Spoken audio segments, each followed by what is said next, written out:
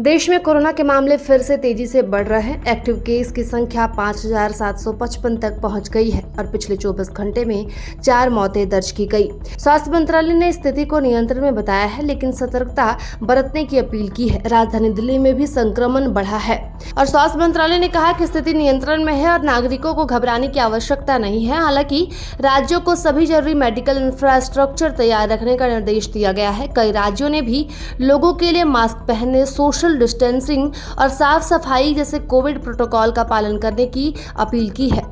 शुक्रवार को राजधानी दिल्ली में 30 नए केस सामने आए। अब दिल्ली में 592 एक्टिव केस हो गए हैं। राहत की बात यह है कि गुरुवार के बाद से कोई नई मौत नहीं हुई है। महाराष्ट्र में शुक्रवार को 114 नए केस दर्ज किए गए। जनवरी से अब तक कुल 1276 केस और 18 मौतें हो चुकी हैं। हरियाणा में शुक्रवार को 31 नए केस सामने आए। इनमें से 20 केस सिर्फ गुरुग्राम और फरीदाबाद से हैं। वर्तमान में राज्य में 87 एक्टिव केस हैं और केवल 2 मरीज अस्पताल में भर्ती है।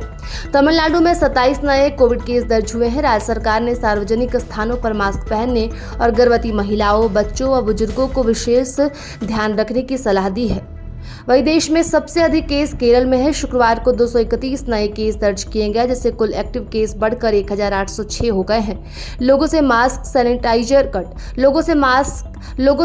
सैनिटाइजर और सोशल डिस्टेंसिंग का कड़ाई से पालन करने की अपील की गई है। वहीं पटना जिले में 9 कोरोना पॉजिटिव मरीजों की पुष्टि हुई है। Civil surgeon doctor Avinash Kumar ने बताया कि एनएमसीएच के 2, बेली रोड से 2, एनएमसीएच के ही एक इंटर्न और गोलपुरा से 1, अनीसाबाद से 1, मैदांता अस्पताल से 1 और एएनएम और बख्तियारपुर से 1 कोरोना पॉजिटिव मरीज मिला है। सभी घर में ही डॉक्टरों की देखरेख में इलाज करा रहे हैं। पटना में कोरोना पॉजिटिव मरीजों की संख्या 45 हो गई है। कोरोना के एक्टिव मरीजों की संख्या 28 है। वही एनएमसीएच, एम्स पटना, पीएमसीए जैसे सरकारी अस्पताल अपने यहाँ आने वाले मरीजों की जाँच कर रहे हैं। इसके अलावा कई निजी पैथोलॉजी ने भी RT-PCR जाँच शुरू कर दी है। कोरोना संक्रमितों की संख्या बढ़ने का कारण आमजन द्वारा कोरोना अनुकूल व्यवहार यानी शारीरिक दूरी के नियम का पालन नहीं करना, मास्क व हैंड सैनिटाइजर का प्रयोग नहीं करना माना जा रहा है। अस्पताल तक में मरीज अभी इसे लेकर सचेत नहीं है।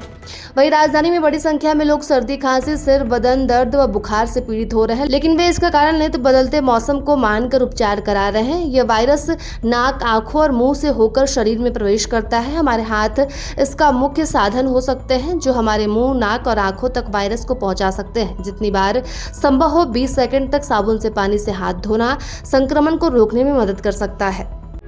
प्रभातखबर.com, विश्वास वही, रफ्तार नहीं।